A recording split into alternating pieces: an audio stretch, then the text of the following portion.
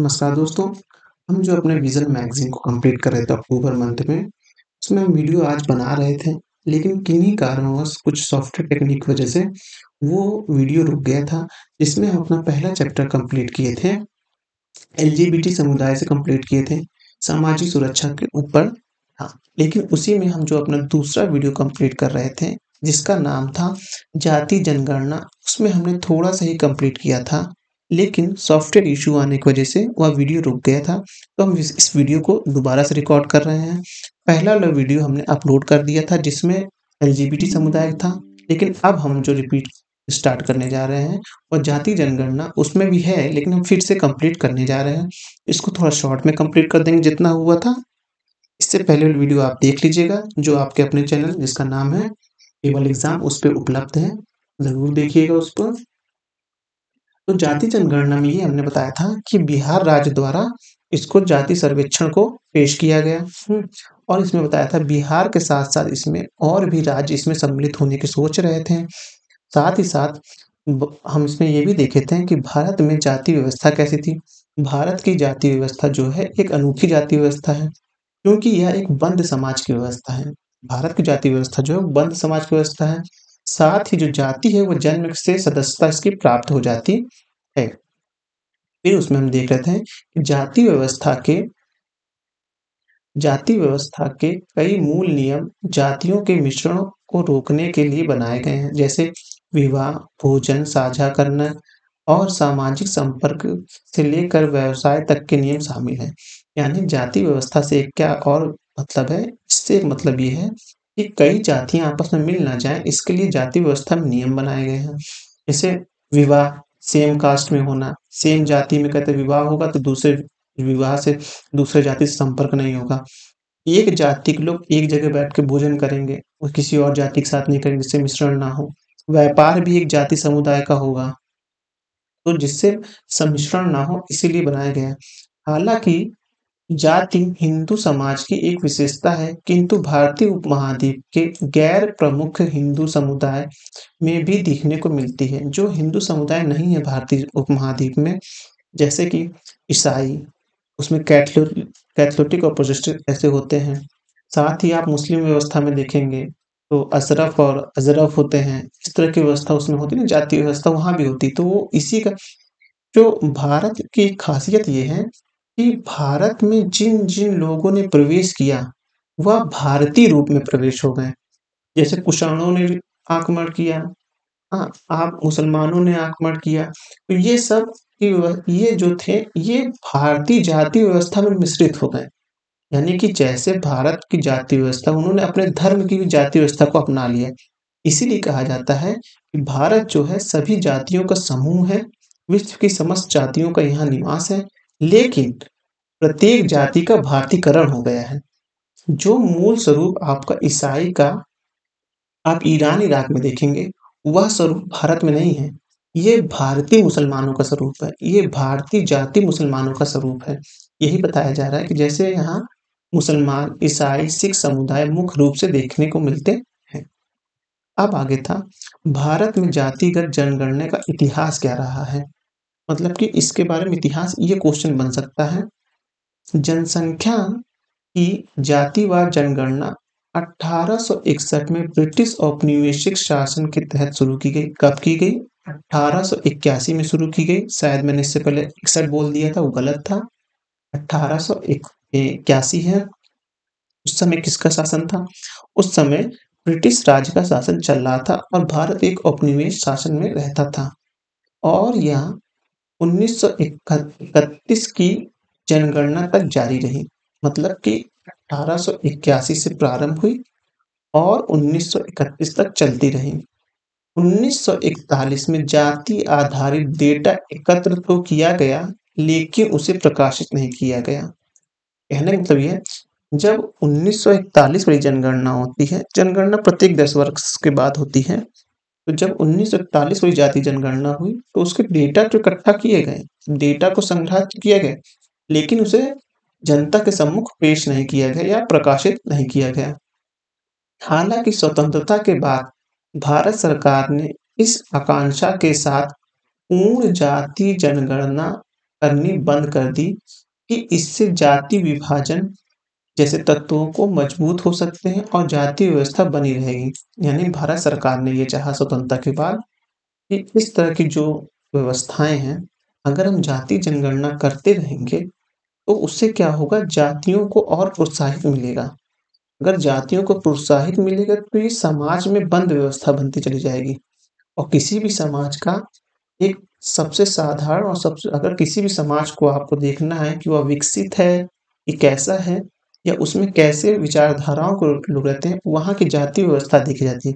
जितनी ज़्यादा खुली जाति व्यवस्था रहेगी, लोग एक-दूसरे से संपर्क करेंगे, एक-दूसरे के समाज में आए-जाएँगे, तो वह उतना ही सम्मानजनक और उतना ही विकसित समाज माना जाता है। इसी को ध्यान में रखते हुए स्वतंत्रता के बाद भारत सरकार ने जाति जनगणना करानी बंद कर दी थी, क्योंकि इससे जाति विभाजन को मजबूती मिलती। स्वतंत्र भारत में प्रत्येक जनगणना में केवल अनुसूचित जाति और अनुसूचित जनजाति से संबंधित डेटा प्रकाशित किए गए थे। इसमें अन्य जातियों से संबंधित डेटा प्रकाशित नहीं किए जाते थे।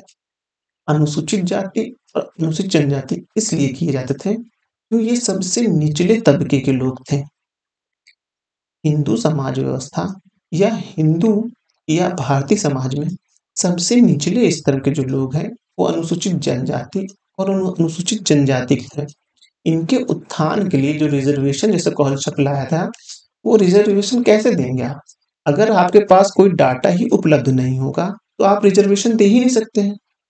आप खुद ही सोचिए ना, आप एग्ज़ाम में बैठ रहे हैं और आपको अपने पूर्व एग्ज़ाम का अवलोकन करना है कि हमने क्या गलती की थी, क्या गलती नहीं की। उसके लिए आप रिज़ल्ट देखेंगे। रिज़ल्ट में आपने देखेंगे कि उसमें किस सब्जेक्ट में हम कम मार्क्स पाए हैं, किसमें ज़्यादा है, कि किसमें एवरेज है। आपको किस सब्जेक्ट में ज़्यादा मेहनत करनी है, वो कैसे होगा? जब आपके पास आंकड़े होंगे। आंकड़ों से तात्पर्य क्या है? आपका रिज़ल्ट होगा आपके सामने, तभी तो आप लगा पाएँगे। उसी व्यवस्था को आगे चलाते हुए हम देखेंगे अनुसूचित जनजाति और अनुसूचित जाति के लोग सबसे निचले तबके में थे। उनको उत्थान और समाज के सामूहिक विकास में उनका योगदान चाहिए था। इसके लिए हम लोग उनके आंकड़े इकट्ठा करते थे, लेकिन अन्य जाति जैसे ओबीसी, जनरल इनके लिए हम नहीं करते क्योंकि ये समाज में पहले से ही हिंदू वर्ण व्यवस्था के अनुसार ये अपने क्रम में सोपान पे रहते थे। 2011 में एक व्यापक कार्यक्रम के जरिए सामाजिक, आर्थिक और जाति जनगणना आयोजित की गई। 2011 में एक आयोजन हुआ जिसमें सामाजिक, आर्थिक आधार पर जाति जनगणना की गई।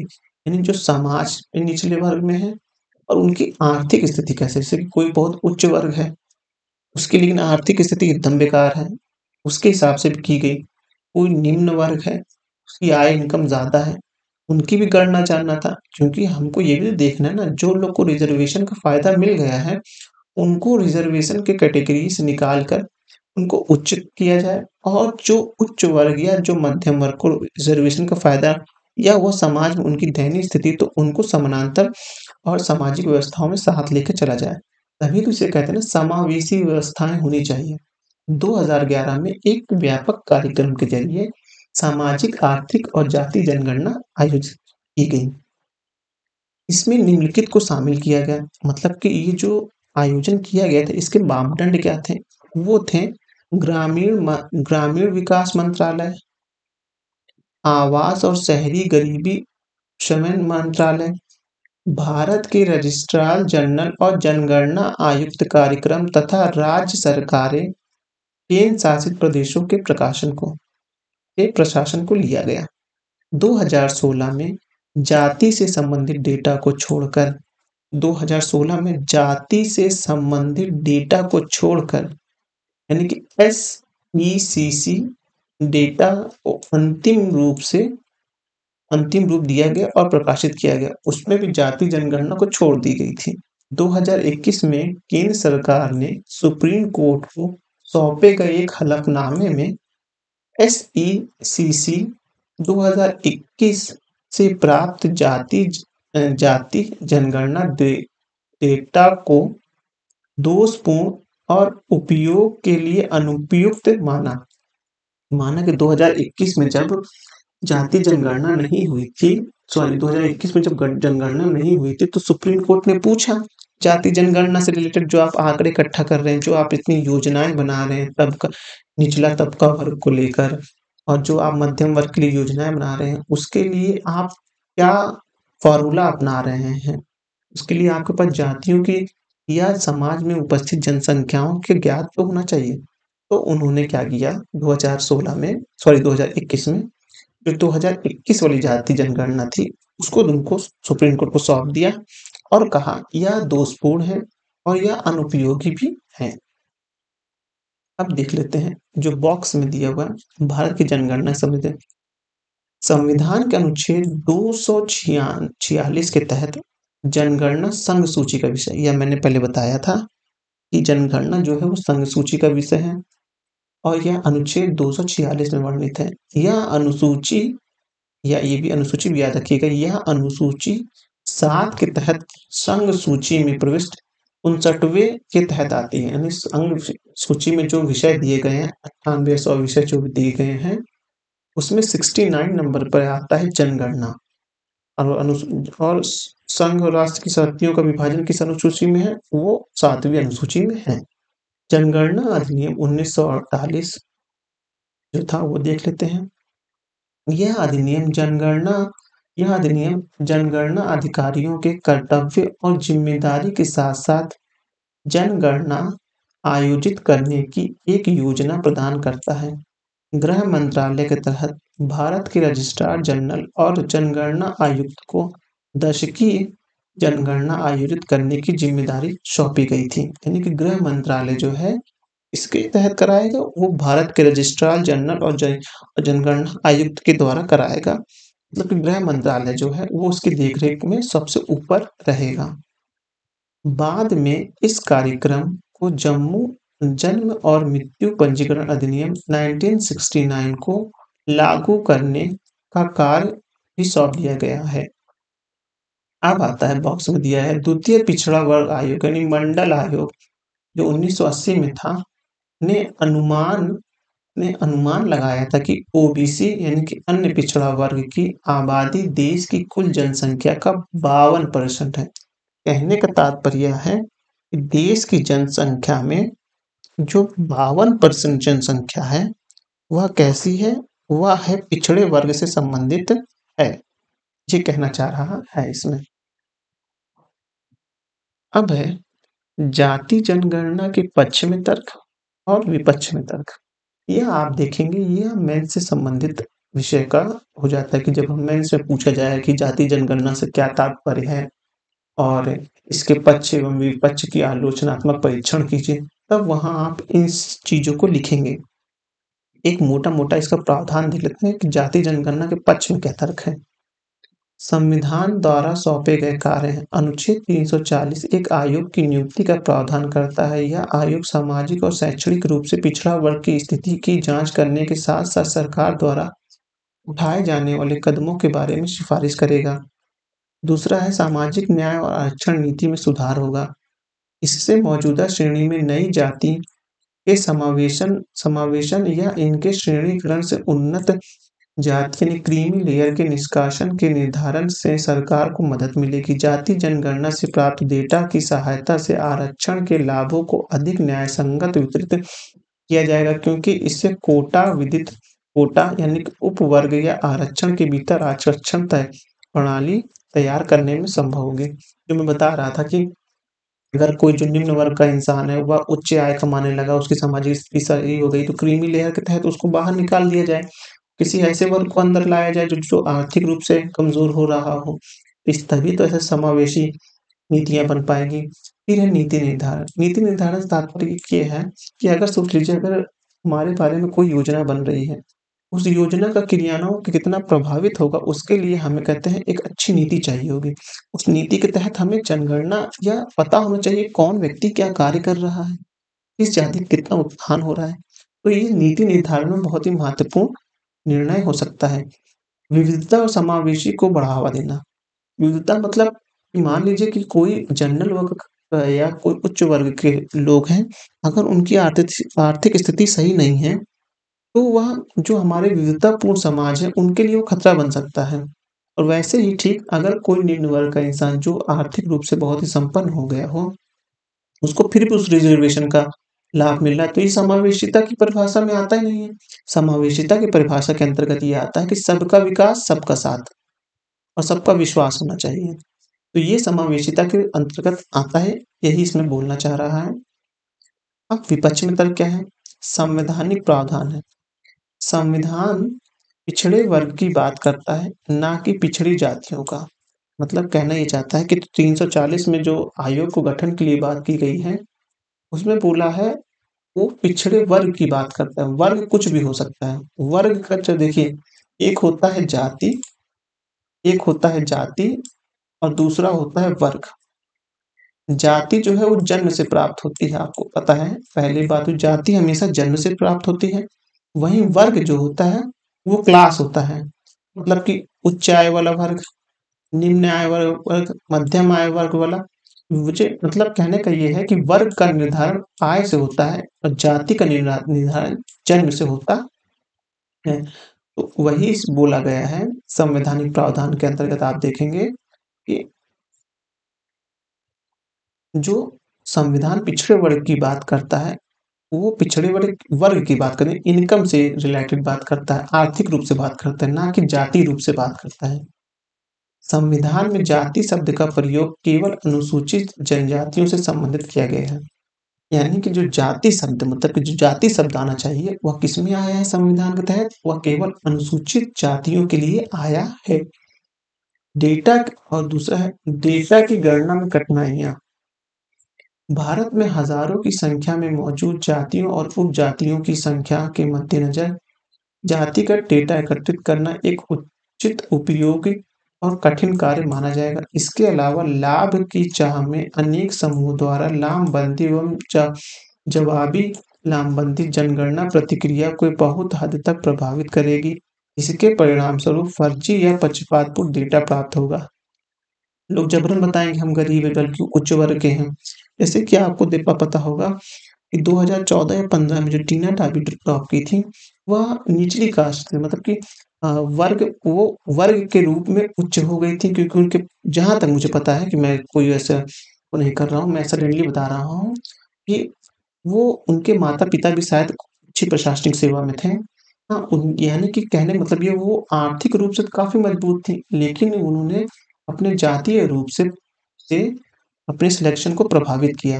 जहाँ तक है प्रीलिम्स में उनको इस चीज़ का फ़ायदा मिला था, लेकिन मेंस में जहाँ तक मैं जान पा रहा हूँ, मेंस में उन्होंने अपना ये लाभ नहीं लिया था जाति का। तो यही वो कहना चाह रहे हैं कि पक्षपातपूर्ण डेटा जो है, वो प्रभावित होगा।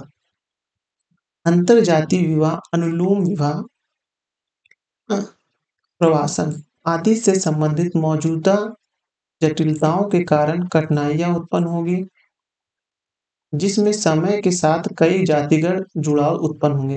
देखिए, विवाह भी 2 प्रकार का होता है। एक अनुलोम विवाह होता है, एक प्रतिलोम विवाह होता है। अनुलोम विवाह में ये होता है कि जो लड़का रहेगा, जो वो उच्च वर्ग का रहेगा और लड़की निम्न वर्ग की रहेगी, तो वो अनुलोम विवाह होता है। वहीं प्रतिलोम विवाह में ये होता है कि जो महिला हो या जो लड़की होगी वो उच्च वर्ग से होगी, लेकिन जो पुरुष या जो वर होगा, वो होगा आपका निम्न वर्ग से, वो प्रतिलोम विवाह में आता है। तो अगर ऐसे हम जाति जनगणना कराते रहेंगे, तो जाति की जो एक बंद सामाजिक व्यवस्था, उसको तोड़ने में मुश्किल होगी। ये यहाँ बात हो रहा है। अब है राजनीतिक दुरुपयोग को की संभावना। ऐसी चिंताएँ हैं कि जातिगत डेटा का उपयोग करके वोट बैंक की राजनीति और और पहचान आधारित ध्रुवीकरण सहित राजनीतिक उद्देश्यों के लिए किया जा सकता है। यानी कि अगर सपोज़ करिए कि मान लिया जाए किसी एक वर्ग से पिछड़ा वर्ग की 52% जनसँख्या है देश में। अगर कोई राजनीतिक पार्टी कहे कि हम इस समुदाय के साथ खड़े हैं, हम इस समुदाय के साथ हैं, उस समुदाय में 92 100% में से 92 52% लोग उस समुदाय से हैं। उस समुदाय से होने मतलब कि राजनीति पार्टी उस समुदाय से अपना कार्य जोड़कर और सत्ता में बहुमत लाकर पूरे के पूरे सामाजिक व्यवस्था को प्रभावित कर सकती हैं। इससे क्या होगा, ध्रुवीकरण होने लगेगा। कोई राजनीतिक पार्टी कहेगी कि मैं इस वर्ग के लिए हूँ, कोई कहेगी मैं उस वर्ग के लिए हूँ। तो जो समाज में, भारत में जातियों का ध्रुवीकरण होने लगेगा, जो भारत के विकास के लिए, भारत की समावेशिता के लिए, भारत के सतत विकास के लिए एक बहुत ही चिंतादायक कारण है। अब जाति जनगणना के पश्चिमी तर्क में एक नीचे देख लेते हैं, न्यायिक आवश्यकता क्या है? इंदिरा साहनीवाद में सुप्रीम कोर्ट ने कहा था कि उचित आकलन और वस्तुनिष्ठ मूल्यांकन के बाद ही राज्य लोगों के किसी वर्ग यानी पिछड़ा वर्ग होने का दर्जा दें। सुप्रीम कोर्ट ने इंदिरा साहनीवाद में कहा था कि अगर आपको ऐसी कोई पिछड़ा वर्ग का या कोई ऐसे मतलब लोगों को राहत देनी है, कुछ करना है, तो उनके लिए आपके पास वस्तुनिष्ठ मूल्यांकन मतलब कि उचित डेटा उपलब्ध होने चाहिए। सुप्रीम कोर्ट ने यह भी कहा था कि इस तरह का दर्जा विशेषज्ञों की एक स्थायी निकाय द्वारा समय-समय पर समीक्षा के अधीन होना चाहिए। यानी कि कोई ऐसा निकाय बनाना चाहिए जो उन जाति व्यवस्थाओं या तो उन लोगों को जिनको ये पिछड़े वर्ग में डाल रहे हैं, उनका मूल्यांकन भी कर सके। अगर वो उसके द्वारा लाभान्वित हो चुके हैं, उनकी आर्थिक स्थिति सही हो गई है, समाज में उनकी उनकी प्रतिष्ठा सही हो गई है, तो उनको उस जाति विशेष से निकाल के उनको उच्च वर्ग में डाला जाए और जो लोग और परेशानियों में हैं, उनको उस वर्ग में जोड़ा जाए। जाति का उन्मूलन। कई विशेषज्ञों का मानना है कि जाति को खत्म करने के लिए सबसे पहले जाति व्यवस्था से मिलने वाले विशेषाधिकार को खत्म करना आवश्यक है। ऐसा करने के लिए राज्य को पहले जातियों और उनके सामाजिक आर्थिक स्थिति विशेषज्ञों से वंचनाओं का मानचित्र करना पड़ेगा। तो वही है कि डेटा एकत्र करना कि उनकी क्या किसी भी जाति के समाज में कैसी व्यवस्था है, इसी को देखना मेन बात कही जा रही है। और विपक्ष में जो तर्क दिए जा रहे थे, वो देख लेते हैं। आरक्षण की मांग वृद्धि, वही मैं बात कर रहा था इससे पहले। अगर सोच लीजिए, अगर ओबीसी कास्ट के लोग अगर मान लीजिए कि वो 52% हैं, जैसे कि पिछड़ा वर्ग ने बताया था, तो वो अपने लिए जितनी हमारी जनता उतनी हमारी हिस्सेदारी की बात होगी। यानी कि उतनी ज़्यादा आरक्षण की माँग भी होगी। इसलिए कह रहे हैं ना, ये बहुत ही ज्वलंत मुद्दा है। इसके सारे स्वरूपों को, सारे डायमेंशन को आपको पता होना चाहिए। हो सकता है ये प्रीलिम्स में क्वेश्चन बनाए। प्रीलिम्स से क्वेश्चन बनाएगा तो ऐतिहासिक पृष्ठभूमि से बनाएगा, साथ ही साथ वर्तमान पृष्ठभूमि से बनाएगा, संवैधानिक पृष्ठभूमि से बना सकता है। अगर उसको कुछ और क्वेश्चन टफ करना रहा, तो वो कोटेशन वाइज़ क्वेश्चन बनाएगा। इसमें इस तरह के मान लीजिए विपक्ष में तर्क क्या है, तर्क और इसके अ, पक्ष में तर्क क्या है, इस तरह के संवैधानिक प्रावधानों को रिलेटेड बना सकता है। इसीलिए इसको ध्यान रखना है। अब दूसरा है संतोष का खतरा। मतलब कि जाति आधारित आंकड़ों पर ध्यान केंद्रित करने से अलग-अलग समूहों में असंतोष पैदा हो सकता है। यह अंतरजातीय तनाव को बढ़ावा बढ़ सकता है और अधिक समावेशी तथा सामंजस्यपूर्ण समाज के निर्माण के प्रयास में बाधा उत्पन्न कर सकता है। यानी कहने यही चाहता है कि अगर ऐसे ही जातियों का ध्रुवीकरण होने लगा, व्यक्तियों का, जातियों का, तो समाज में तनाव उत्पन्न होगा। आगे की राह, राजनीतिक सर्वसम्मति बनना चाहिए। मतलब कि सभी राजनीतिक पार्टियों को इकट्ठा होना चाहिए और सर्वसम्मति से, बहुमत से नहीं, सर्वसम्मति से निर्णय लेना चाहिए इसके बारे में। बहुमत और सर्वसम्मति इन दोनों में अंतर होता है। जब हमारी संविधान सभा बनी थी, तो प्रत्येक जो प्रावधान संविधान में जोड़े गए थे, वह सर्वसम्मति से जोड़े गए थे। अगर कोई एक भी व्यक्ति उस प्रावधान से संतुष्ट नहीं था, तो पहले उस व्यक्ति की समस्याओं को सुना गया, उसके लिए उसमें व्यवस्था की गई और उस व्यक्ति को संतुष्ट किया गया कि हाँ, इस वर्ग का ये व्यक्ति जो प्रतिनिधित्व कर रहा है, यह सभी के लिए समान अवसर उपलब्ध कराएगा।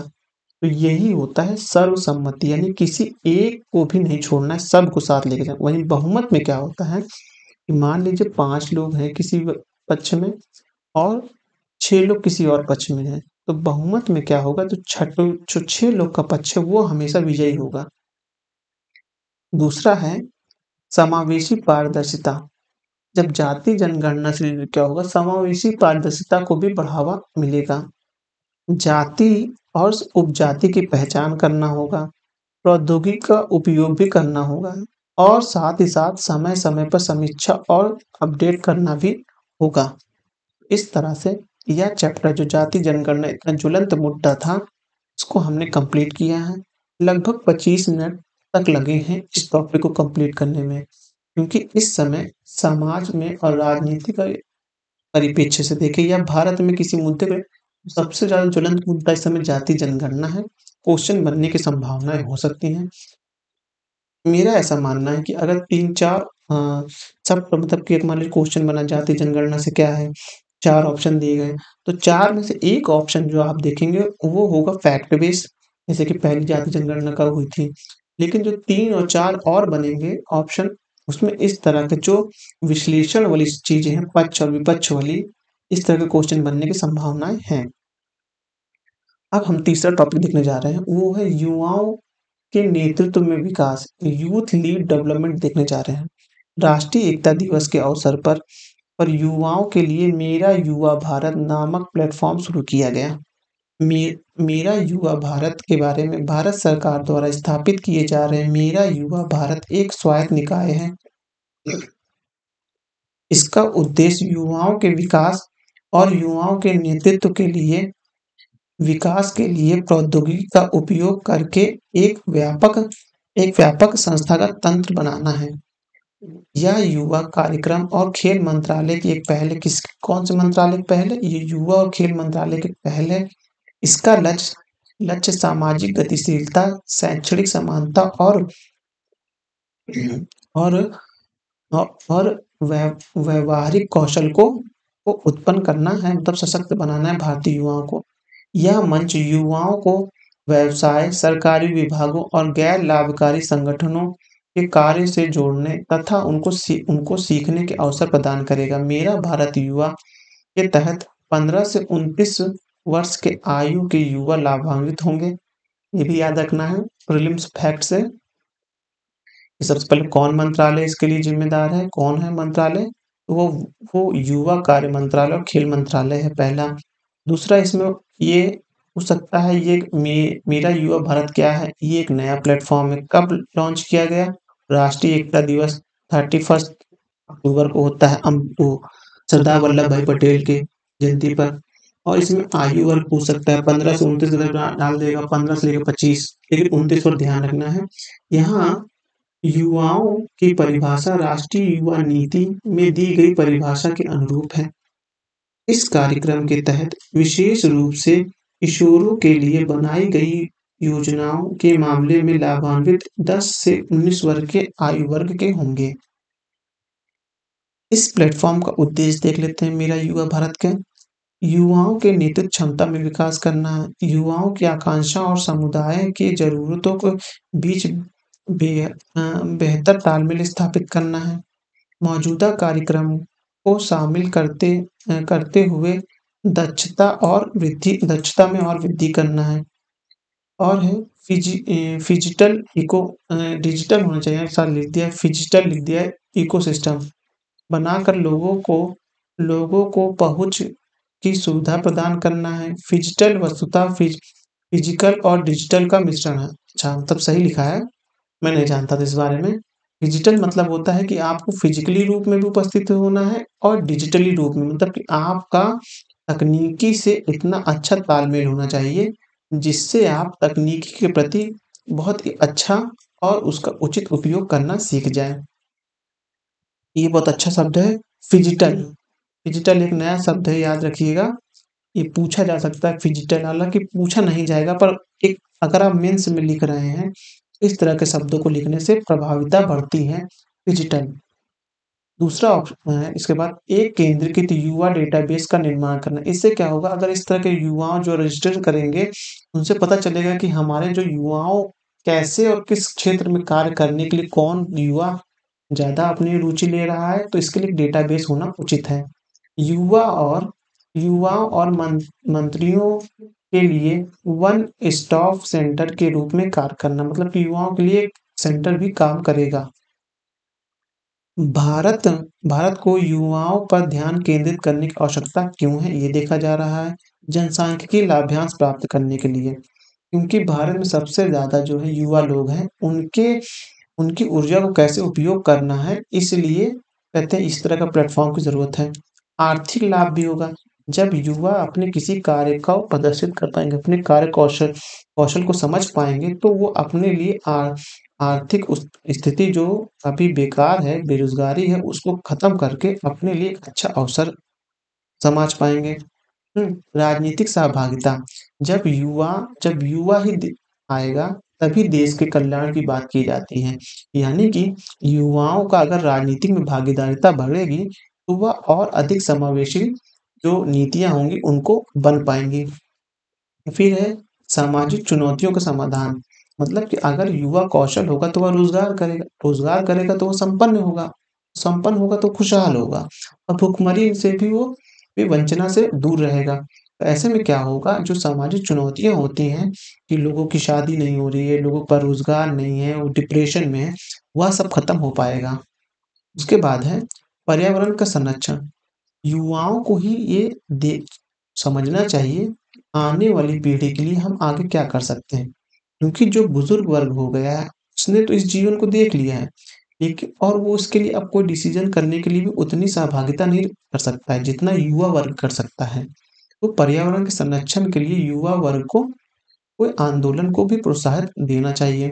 वैश्विक प्रतिस्पर्धा, विश्व में किसी देश का युवा कितनी आगे निकल जा रहा है, उसकी प्रतिस्पर्धा के लिए, उसको कॉम्पिटिट करने के लिए हमें एक ऐसे मंच की ज़रूरत है जहाँ हमारे सारे युवा इकट्ठा हों और वैश्विक प्रतिस्पर्धा से कैसे निपटना है इसके बारे में समझ सकें। और है इसके आगे, भारत के युवाओं के सामने चुनौतियाँ क्या हैं? एक तो है निम्न स्तरीय शिक्षा प्रणाली। बहुत कॉमन सा रीज़न है कि भारत के युवा अपने किसी कार्य में दक्षतापूर्वक कार्य क्यों नहीं कर पाता है? क्योंकि उसकी जो शिक्षा प्रणाली है वो बहुत कमज़ोर है। पहले तो ये ध्यान रखिए। साथ ही साथ उच्च बेरोज़गारी भी है, क्योंकि शिक्षा के साथ-साथ बेरोज़गारी का भाव तो होना ही होना है।